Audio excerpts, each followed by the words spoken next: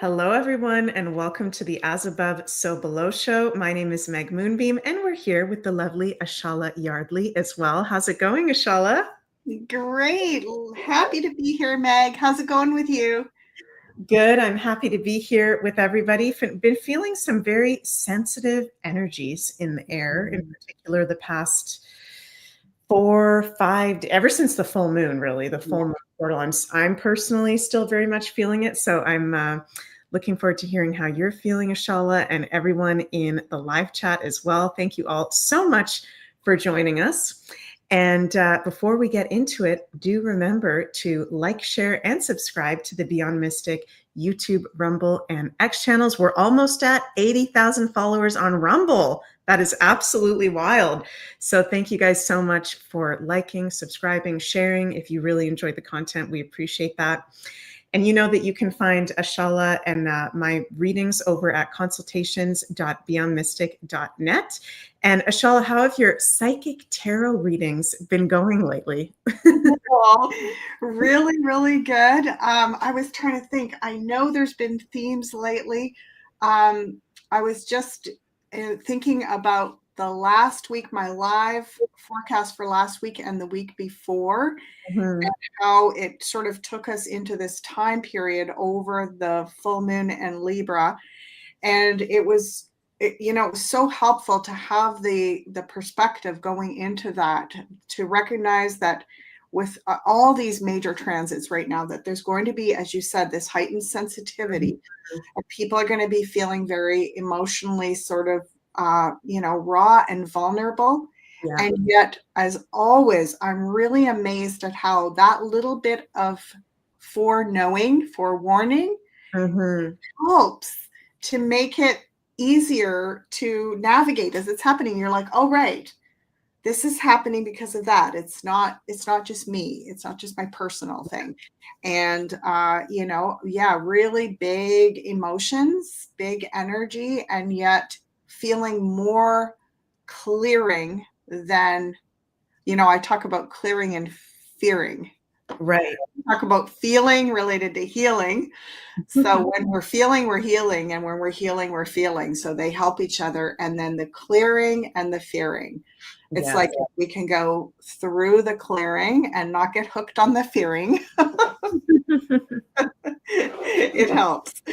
So that's my experience with people in the last couple of weeks. Very, very interesting. Very cool. Debster says, lots of disclosure today. Has there been? I didn't personally see anything crazy. Let me know, Debster, what you're referring to.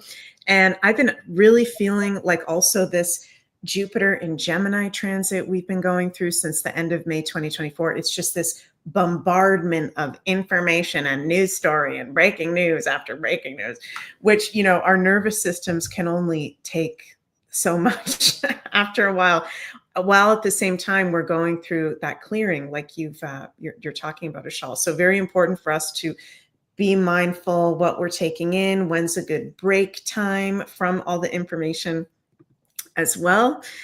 And speaking of information, Janine and I are very much looking forward to sharing our level 2 of opening up the psychic senses workshop series. We did the level 1, I think just a few months ago, if I'm not mistaken, in January or February. We're doing so many different things, Ashal, I can't even remember exactly when it was.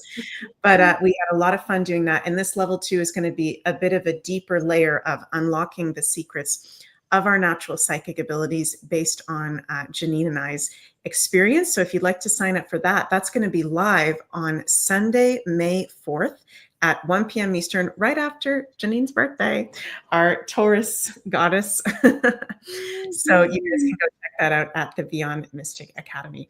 And Ashala, for you, when did your psychic senses start to open? Were you always open and you always knew you were psychic, or when did that development really start for you? Yeah, that's a good question. It feels like it's kind of hard to pinpoint a time. Yeah. Definitely, I was very aware, and I would say had that ability to have a sixth sense, and it felt like it made me stand out to be a bit of a weirdo. Mhm. And so I sort of pulled back on it and didn't really go into that because I felt like I was already a weirdo enough. Yeah. Uh, but I do recall, like, in my 20s, I remember knowing things ahead of time that were not necessarily really helpful in relationships and stuff, right? It was like when Mhm. I know stuff that was, whatever that my partners were doing and like eyes in the back of my head or something, it kind of freaked people out a little bit. And so again, I pulled back on those things because I could tell that it was scary for Mhm. people that I had that extra knowing. Even with my kids, a little bit. It's like, oh, she knows too much. They say, oh no, don't put your eagle eyes on me. So it's been a mixed bag for me in my personal life. But as soon as I started using these stills, and this is what I love to say to people, is like, once you realize that you're working with this, the very best thing you can do is honor it by learning, getting trained, learning different modalities, finding what you like, and starting to do it more seriously, because then it's not bombarding your personal life so much. Right. Has Yeah. Oh that has that been your experience too, Meg? Yes, definitely. I didn't realize until my early 20s. I didn't realize till I was 19 or 20 how psychic I actually was. I thought I was just really creative and imagining and daydreaming all the time. And I was just seeing people and making stuff up in my head. But then once I started doing some psychic development at a spiritual store I was working at and learning, oh my God, those things that I'm seeing, I'm very clairvoyant personally. Those people that I'm seeing in situations, that's tied to who I'm around or where I am, then it definitely helped to get more busy with that, to kind of process it through. And then when I'm not working, kind of disconnect as much as possible from that for sure. So, yeah, we get into in the opening the psychic senses workshop, the different clairs, the 4 different psychic clairs and kind of the sub clairs as well, to help us learn and differentiate what our unique psychic senses are, because we are all psychic, right? Mm-hmm. And Mm-hmm. I'm curious, Ashala, could we do a poll on our psychic abilities? And is this something right now with the current energies? And we'll talk about the astrology transits too. Is this something currently, as of right now, that's opening up for all of us at this moment? What a great question. Um, I know I had 3 sevens in, I think they might have even been in a row, but anyway, in my live forecast on Saturday, I Mhm. had 3 sevens, which really felt to me like a lot of luck, Wow. which was related to our ability to sort of tune into the realm of magic, to tune Mhm. into that extrasensory ability, and yeah, like just feeling that we are not just innocent bystanders or along for the ride in all this craziness that's going on, that we're actually quite dynamic and able to, start to activate some beautiful magic, some Right. helpful magic to help Mhm. clear what's going on, right? Right. So let's just see how this relates right now to the energies of everyone having more access to their natural psychic gifts. Look at this, the magician. The magician. I just talked about magic. Oh, gosh. And I love to say that magic comes from the imagination. It's our Mhm. imagination in a way, but it's where we tap into the part of us that is not bound by logic. That's not like, this, A plus something equals B, right? It's like, it's that part of us that's like open to greater potentials, greater timelines. So yeah, the magic frequency. I was just talking about magic, and the magician is the most magical card Oh my of the goodness. 78 cards of this deck Mhm. out gems, right? So yes, definitely we have access. Okay, so we've been, one of the greatest barriers to us accessing this is, rules, laws, this Mm-hmm. energy of power and dominance. It's, we've been trained to Right. not think for ourselves, to not ask questions, to not go against the norm or the status quo. So we're bumping up against, if we tap into these psychic abilities, if we use our imagination, if we get into magic, good magic, we're going to get in trouble, right? Because Wow. the emperor can be very strict. So we have an anxiety to really let go and open up to this because we're afraid of consequences. Mm. Oh, wow. Very interesting. Two, in a way, three male cards here. And, this King of Pentacles is also, he's actually the next in line to the Emperor. He's, out of the four kings, he has the most power because he's working in the material realm. So he has a lot of resource behind him.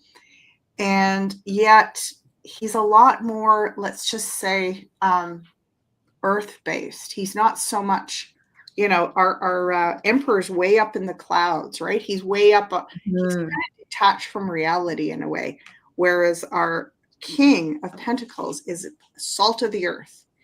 So Right. again, I get start with practical magic. Start with things that are about, it's always about bringing health, vitality, well-being, restoring harmony.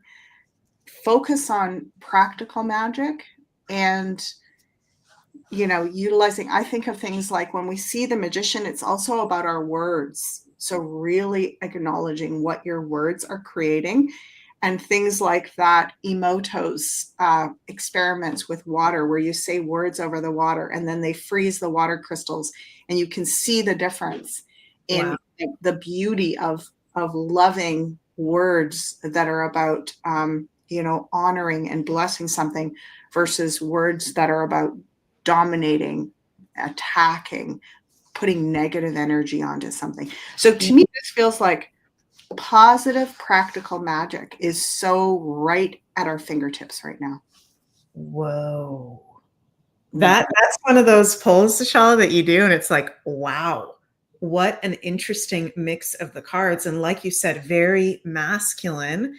Digibeen says masculine energy in action.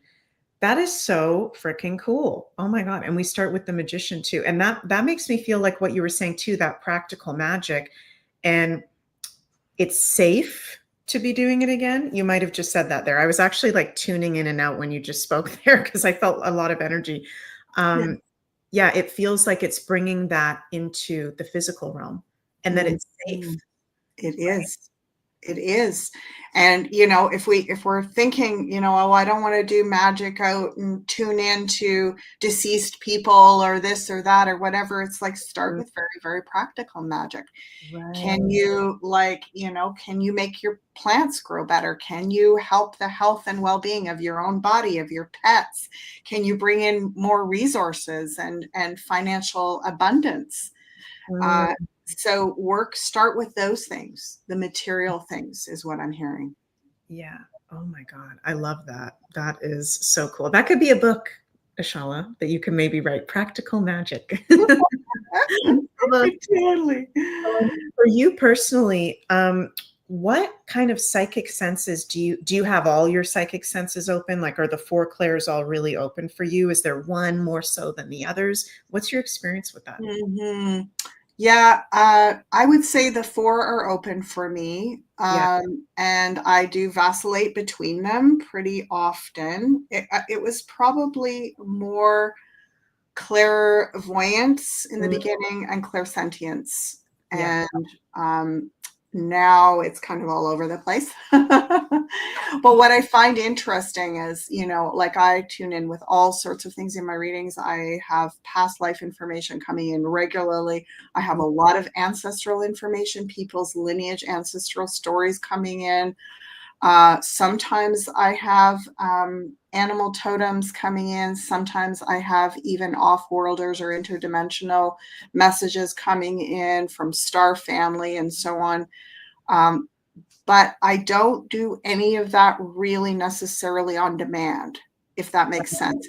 Yeah. Like, I don't say, I mean, I can try, I can make a good effort if someone really wants to connect with someone, or I'll certainly open up and see what comes in. But I really love it when those things come in to someone's reading naturally, Yeah. where it's almost like their guides are saying, okay, now it's really a good time for you to look at this. Yes. So that's one of the reasons we start off with the overview, to see what the guides are suggesting is really on your sort of front and center on your plate right now, that would be ideal for you to focus on.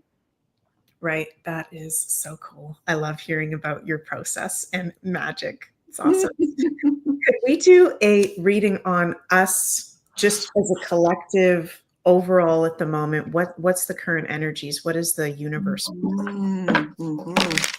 I'm curious too to know how the the psychic and the psychic energies, psychic abilities, and magic are showing up in the stars for us right now. Mhm. So I guess you'll Yeah, we'll get into that. tell us about that in a minute here. So overall energies. Well, not surprising. 9 of Wands, Ace of Wands. So that's interesting, because I'll tell you about that in a sec here. Queen of Swords. This 9 of Wands character, he's got, you see these wands behind him? Yeah. He's kind of fenced in by his past experiences. I like to say it's like being typecast, right? It's like, you've always done things this way. This is your, I call it the resume card. This is what you've got in your back pocket, what you've already learned, what you've already done. And you'll notice he's looking a little weather beaten. He's got a bandage over his head. He's got one wand left that isn't planted yet. And he's going, what am I going to do? Am I going to just keep doing what I've been doing, or am I going to go in a new direction? Well, here's that one wand that he was holding right there.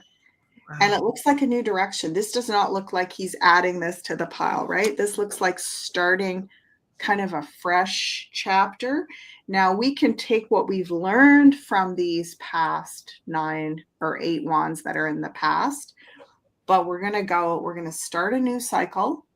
And, draw on your experience, but go in a new way. So this is really like an invitation to a new way of approaching life, a new energy, a new response to life. And then we have very, very interesting, different energy with this Queen of Swords. The word practical is coming back to me again. Mm. She's very astute, very discerning, and she's a great planner, a great organizer. So it feels like we're going to be drawn to have a fresh start, to an energy of renewal, and we're going to need to get really clear on how we organize ourselves to go in this new direction. Wow, that is really, really cool. Thank you for that. And Hermiller says the Tucker interview was very powerful. I think that's what Debster was mentioning before. I haven't had a chance to see it yet. Have you had a chance to see that yet? The No. interview, Ashala, with Tucker Carlson. He interviewed some kind of interviewed some sort of insider, I think having to do with 9/11. Oh, that is so interesting, because, what did was this, I feel like this was in a reading yesterday or something, but I was like, we're going to go back to old stuff.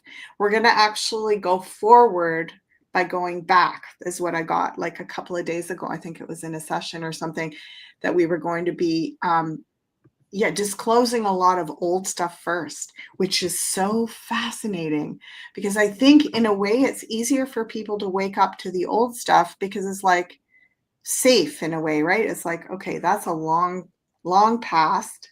Mm-hmm. And yet, of course, the dominoes start falling because they're like, oh, wait a minute. If that's true, then this and this and this and so on, right? Yes. Oh Definitely. my gosh, somebody's saying 911, 9 and 1. Whoa, that's so weird. Oh my God, MJ, thank you for catching that. That is absolutely wild. Okay, I've just brought up little clip here. I haven't watched any of this yet. This is just a short minute clip. Just see what the vibe of this interview is because multiple people are mentioning it in the comments. Let's take a listen. Heroes that were being abused by Defense Intelligence. The Inspector General for the Pentagon files a whistleblower paper. I have a copy of it. I'll give it to you. His name is John Crane. He asked for protection because his bosses in DIA refused to allow him to become a whistleblower when he told them that he was told to lie to the Congress. He was told to misinform the Congress. I have that in writing, Tucker. The 9/11 Commission is a cover-up. 1,000% cover-up. Zelikow was the lead of the cover-up. Philip Zelikow was the chairman. Zelikow. He was handpicked by Condoleezza Rice. When Tony Shaffer met Zelikow over in Afghanistan, because Zelikow took a team through to see if there were soldiers who had maybe encountered some information about 9/11 in advance. Tony Shaffer had been back deployed in Afghanistan at the time. So he told his commanding officer, I should talk to them because I was a part of a special team. He met with Zelikow. They exchanged business cards in Kabul. And Zelikow said to him, Lieutenant Colonel, you've got to see me as soon as you get back to America. It's very important. When Tony went back to the States, they had shut down his office, locked his office, secured all his files, and they then worked to destroy his personal reputation. They tried to destroy his career. I went to the floor and did a 1-hour special order, calling it a scandal bigger than Watergate. You can watch the footage. It's available online. I said, this is outrageous that the Defense Intelligence Agency is screwing a lieutenant colonel because he's telling the truth about what he was told to talk about when he came back from Afghanistan. Tony Shaffer then went to work in the reserves because he had been basically harassed by the regular army because of what Zelikow did. So Woo! Okay, that's someone I'm just hearing in his voice. That's someone who is speaking truth. I was just going to say his voice. And what I noticed about that is you can hear this is something that's been held for a really long time, right? Like how it feels to hold back and hold back and hold back and hold back and hold back for the right time to speak out. And yeah, look at that. He exposed lie after lie. Like, yeah, it's right. Yeah. Mm-hmm. Oh my goodness. That is really, really intense. I'm going to have to watch that when I have a moment. It's just it's so much getting revealed at the same time that I'm also noticing, Ashal, and I'd love to speak with you on this before I bring up the chart. It's almost like,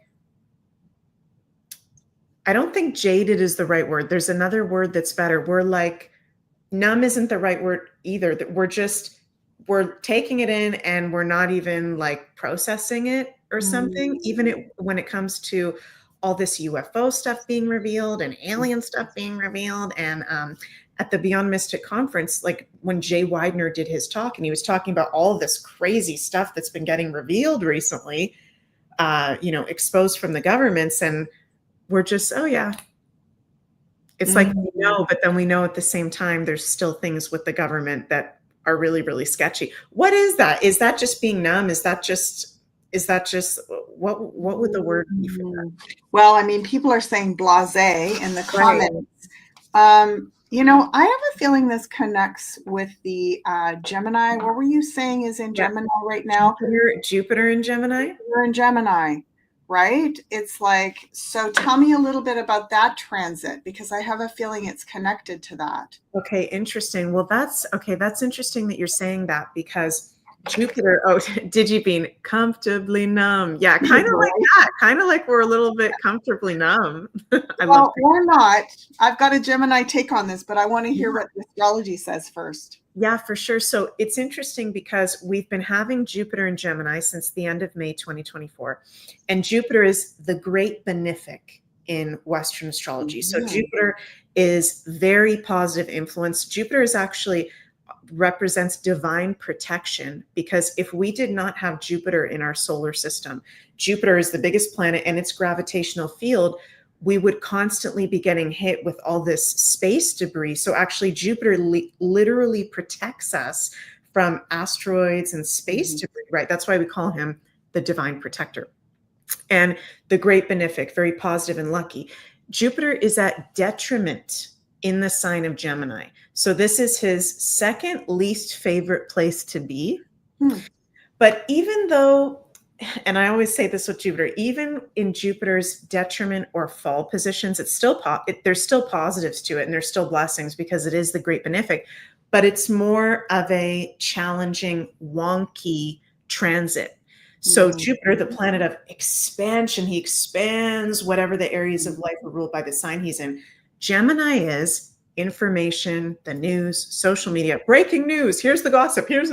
So if you guys have noticed, ever since the end of May, and I know it was happening before that, but I noticed it as soon as Jupiter went into Gemini. I was like, whoa, it was just nonstop. And that was leading up to the US election too. So we were getting closer and closer to that. And it was just nonstop. So I feel like astrologically, there's so much being revealed to us. And part of that detriment position of it is it's too much. We can only mentally handle so much in a day. Okay. Right? Okay. So here's my Gemini take on it.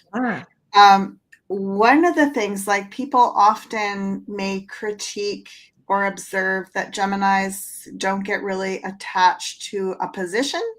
Like, they'll just talk sort of like trivia. It's just like facts, like blah, blah, blah, blah, blah, blah, blah, blah, blah, blah, blah, blah, and more blah, blah, blah, blah, blah. And they'll make connections like patterns. But it's not as common for Gemini to get really fixated on one particular version of reality or a narrative, because it's always updating. It's like having a giant data processor that works day and night and is always putting new information into the mix. So what happens with Gemini when we get a lot of information coming in is it's very computing like. It's very like, there's not a lot of emotion that goes along with it. You can like intake all this information and it just goes into its pockets, right? It's like that goes there, that goes there, that goes there. One thing that I do say to people because I remember Janine saying this like about a year ago, she was like, we're all going to need to learn to be more Gemini like. Is it helps to not attach and feel anxious about the information you're taking in by recording it somewhere. You know, I have a really dear friend. She's not a Gemini, she's a Libra, but she actually keeps all these files, you know, in USB sticks and everything. And she just puts stuff in these different files and keeps a record of it.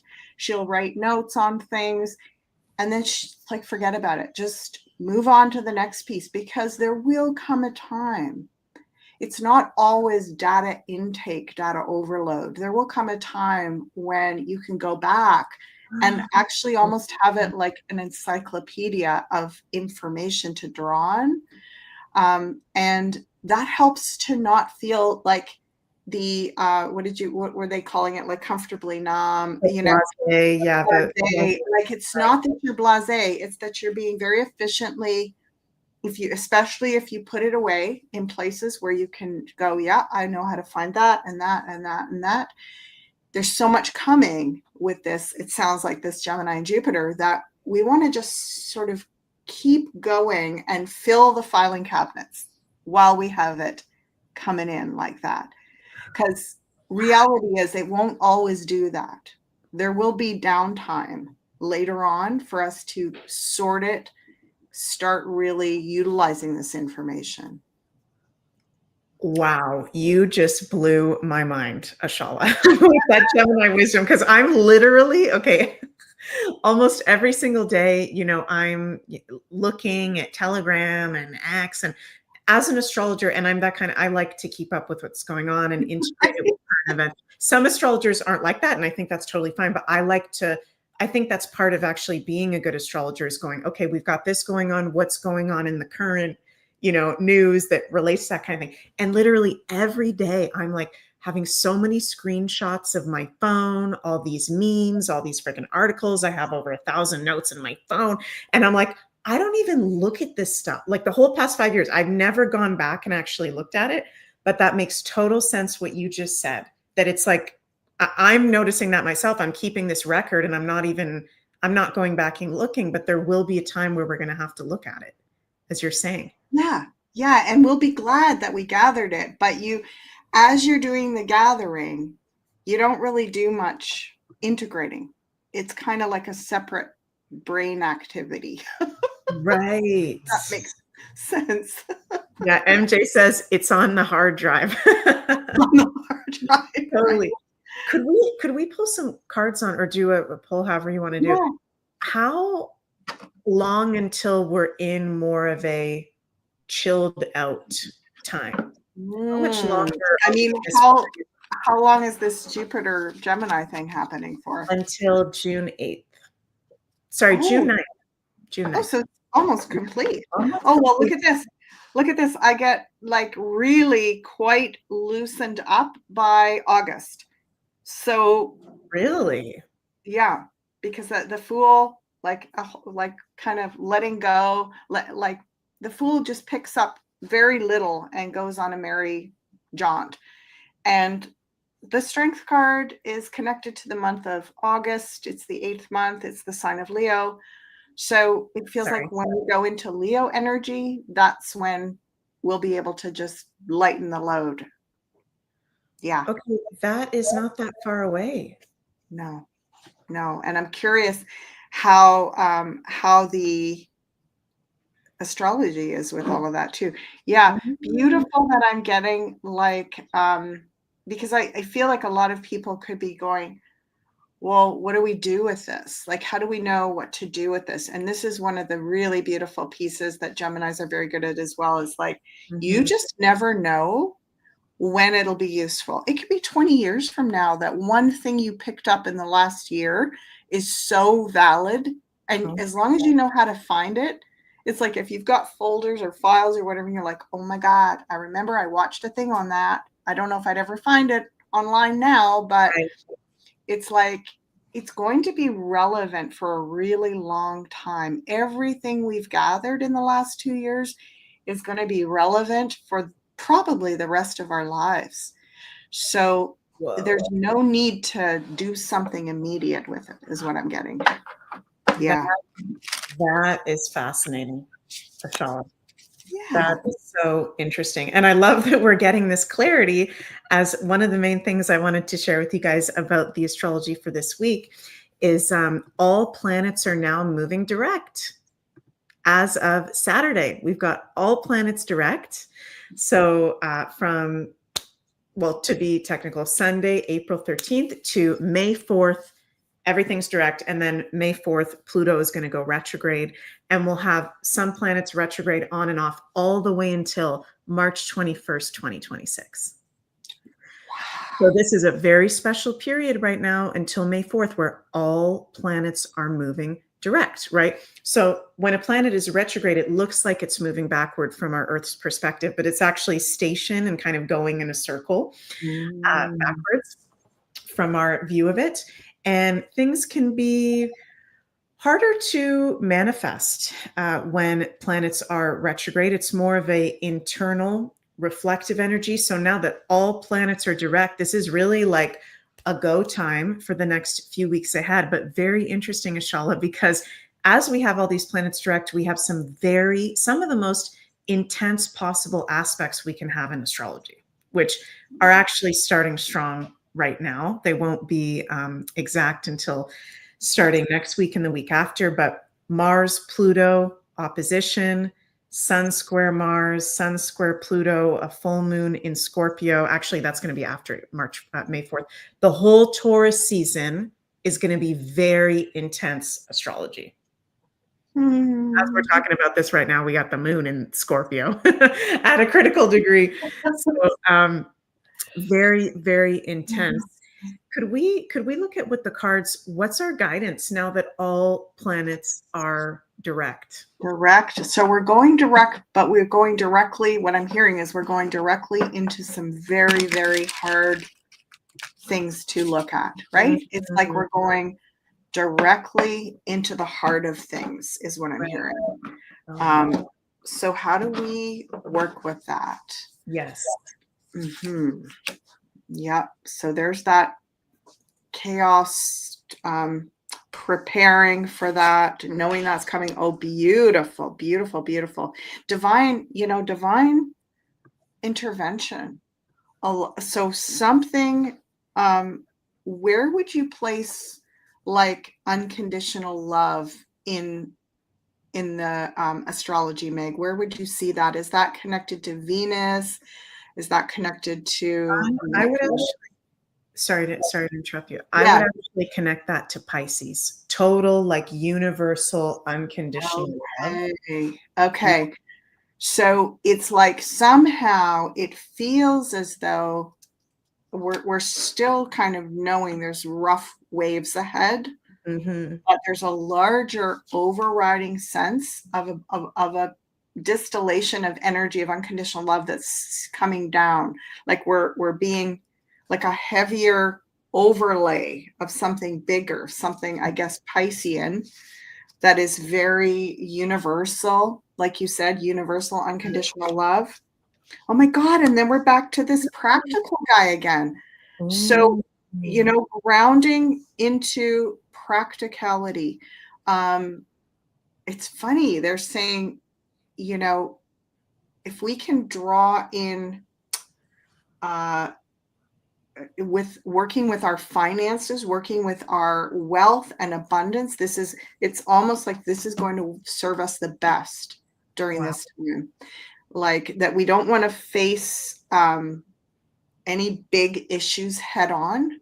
We want to like allow that universal love frequency to just keep pouring in from high above, right? Yeah. And then we want to get really practical and focus on the very basic material stuff. I mean, Taurus season, right? Which is going to start on Saturday. We're just about to enter into Taurus season this week. Yeah. That is wild. And it literally is like that. Taurus is very much a part of this King's energy. So it's like that Taurus energy will help us go through some of these very big transits, these big squares and challenging aspects. And then we've got some kind of Piscean larger energy high above that's just streaming us with universal consciousness and unconditional love. So that's beautiful. And that makes so much sense too, because we have the North Node in Pisces right now. Mercury is still in Pisces. He's direct, so he's about to actually move into Aries tomorrow. Saturn, Venus still in Pisces. So that Piscean influence is still there for sure.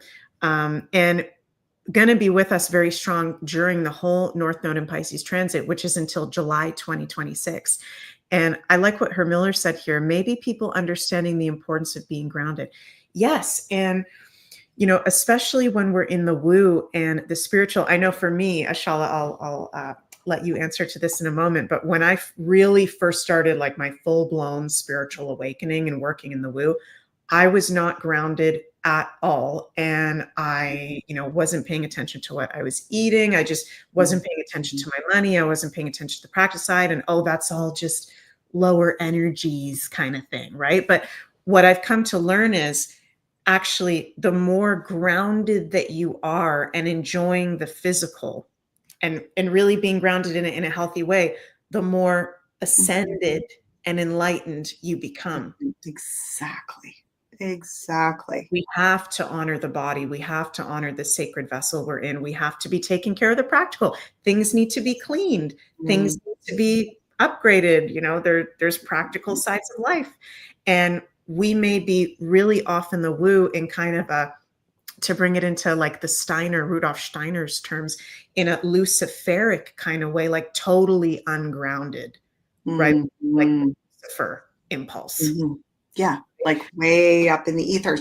Oh, So it's the difference. There's that difference between ascension and transcendence, right? Like when we think we're trying to transcend, we're trying to get above yeah. and out of the earth. We're trying to get out of the earth. We get out of the earth when we transcend out of this physical reality, out of this life. Then we go through the etheric realms and have our in between life review and so on. Right. And it's like, and then every being wants to get back in here because this is where we learn. This is where we have experience. This is where we get really into the nuts and bolts of growth and evolution and so on. So it's so, you know, people are going, I want to get up to the 6th, 7th, 8th dimension. I want to go higher, higher, higher. And it's like, and what I've learned is we can do that here in the physical realm. Right. Only as strong as our 1st, 2nd, and 3rd dimension are. So if you've got a really good, strong, healthy root, just like a tree, you can grow way up. But if you don't, you're going to disconnect, and then a lot of dis-ease happens from that place. Right. Mm-hmm. Yeah. Yeah. I love earthing. I love being barefoot as much as possible. Now, Ashala and I, we're both in the northern hemisphere. So easier for us this time of year to start to get more barefoot outside, getting earth, getting grounded. So, so important to honor that practical side for sure. What a cool card pull again. And did we get the Ace of Wands also and the Ace of Swords, or no Ace of Swords yet? I think we've had the Ace of Cups twice and the Ace of Wands. Or maybe it was the Ace of Swords. Yeah, anyway, aces. We've had aces, which that energy of renewal, new beginnings. Love it. Mm-hmm. Oh my God, love it. And I wanted to share with you guys this funny meme that I saw this week. What stage of the awakening are you in? Let us know in the comments what stage of the awakening you're in. Blissful ignorance. What the fuck? Nothing makes sense. Oh my God, we're so fucked. Masses, wake the F up, indoctrinated morons. No, really wake up. Stop living in denial, in fear, and complying. Get off my property. The new world order will fail. There's always an alternative for the rest of my life. I love that one's hilarious. Oh my God. That was me for 2 whole years. That number is Right? 8, becoming the most loving and joyful is the greatest rebellion ever. 9, oh, it's a little bit cut out there. Let's see if I can make this bigger. It won't let me make it bigger, but I can read it. Read it to us. 9, rise above all differences and unite to triumph, then perspire to succumb. 10, become the leader of the resistance and humanity's last hope. 11, learn the ways of the Force and become a Jedi like your father. And 12, wait patiently for everyone to catch up. So, I think we can stay down in that bottom row, maybe with a couple from the row before it. yeah, for sure. Yeah. I think I'm in the 2, what the F, nothing makes sense, and the 12, waiting patiently. But that's so Scorpio of you, Meg.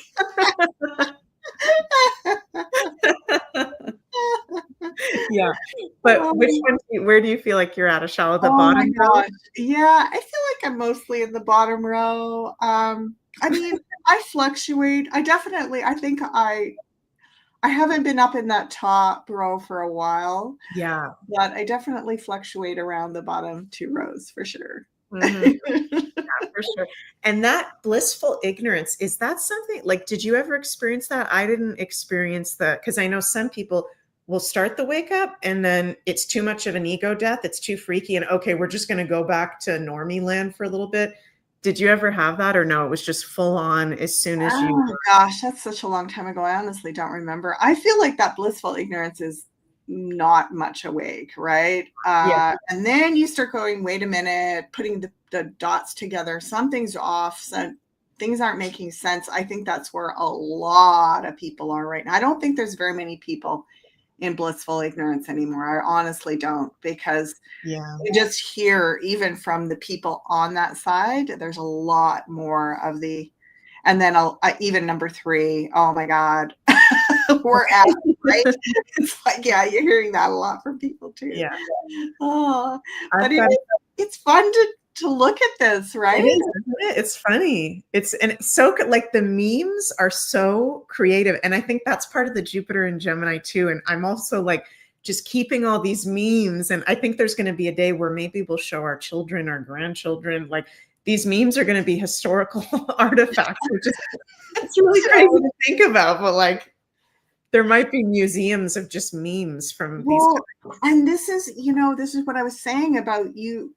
We think, okay, all this information is going to come at this pace and it's never going to stop. That's not true. And how do I know that? Well, because I've been an information junkie really my whole life. And so I've watched this phenomena again and again, where you think, oh my God, it's just kind of knocking me down. Mm-hmm. And then it hits a kind of crescendo and it just stabilizes, and it might even lull. That's the part I think people are worried. Like, what if things get too normal again and everybody starts to lull back to sleep, right?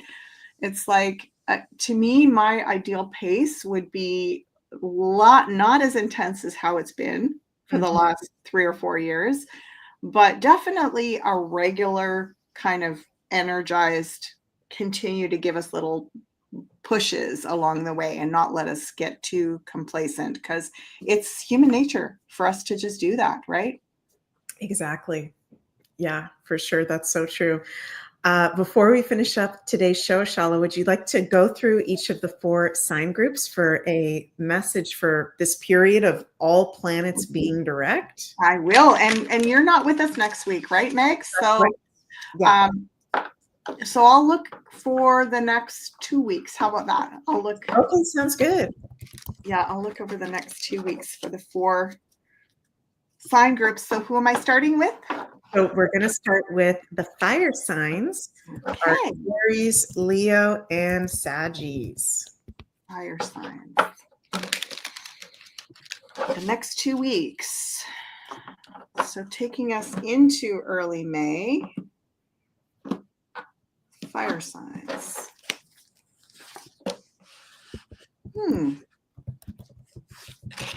Oh, nice.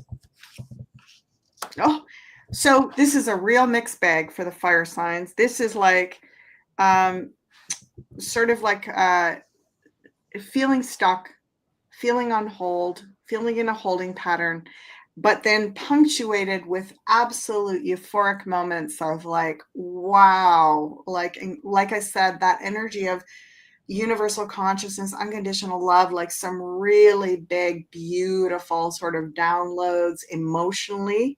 Mm-hmm. But even that, I think, brings up grief. So the fire signs are going to be probably feeling a little bit torn between different highs and lows, especially emotionally, and not sure how to think about things again, So what I see here is probably ideal to just really go on the emotional journey and not try to make sense of it right now. Sounds good. Okay, fire signs, you've got your work cut out for you.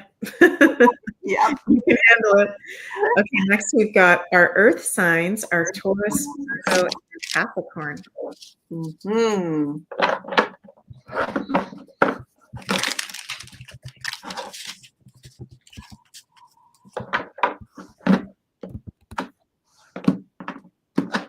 Okay, earth signs. Oh, well, that's a good start. Very practical. Productivity card. That's nice. Keep your hands busy. Stay productive. Big awakenings. Wow. So we'll see what the next card is and how that's aspected. Oh, wow. Wow. Okay. So earth signs might be very on a more like a spiritual level. There might be these massive aha moments. So it's interesting. The fire signs felt like they were going to have emotional like euphoric moments. The earth signs feel like they're going to get really big downloads. It could even be past life information. It could be messages from their guides, dreams, sort of like big activations, big wake-up calls. But overall, because it's well aspected, again, really important to stay grounded by continuing to focus on the practical and productivity. It's very interesting mix of cards. Thank you so much for that. And next we've got our air signs. Air. Aquarius.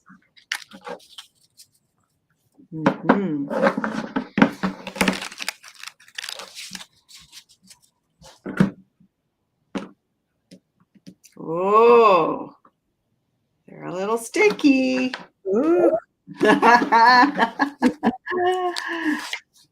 Oh, so we're starting with an air sign card.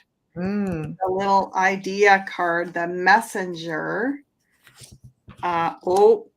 Too much information overload. Isn't that interesting? That was there for the fire signs as well. Yes.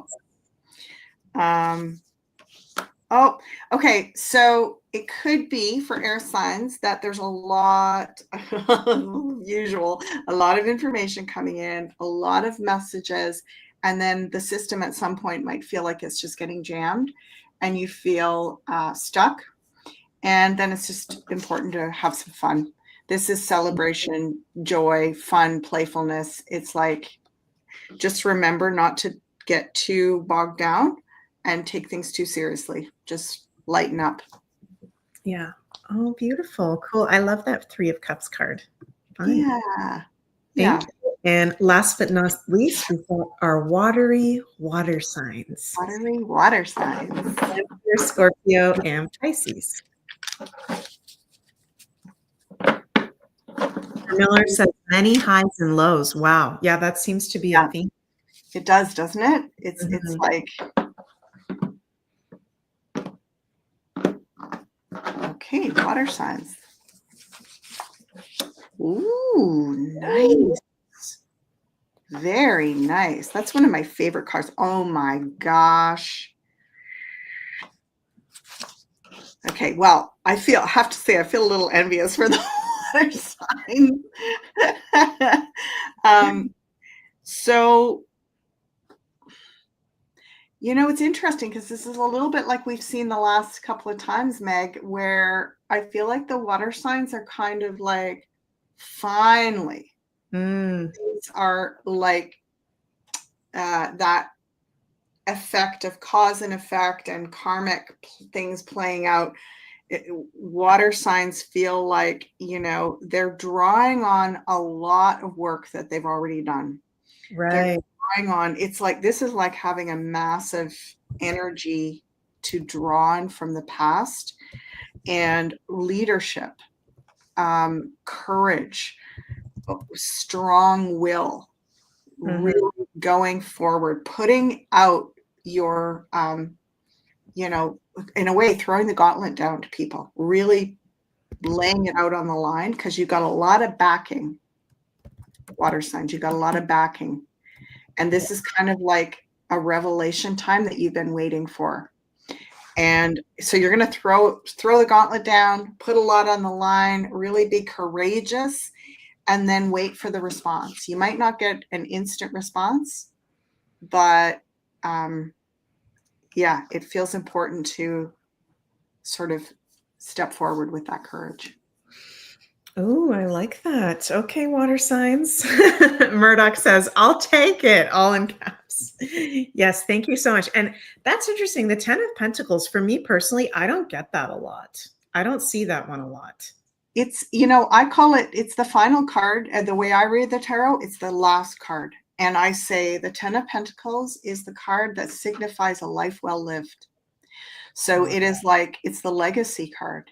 And it means, you could almost hazard a guess in a way that the water signs have done a lot of work in past lives. They've come in they come in the water element because they've got a lot of experience behind them.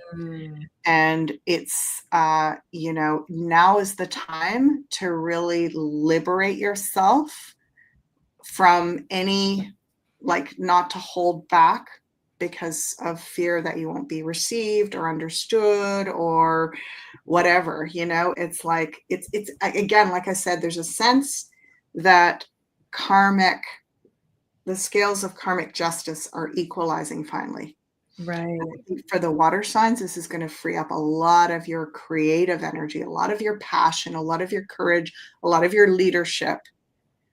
And even if you don't get a big response right away, like, give it a bit of time. Yeah.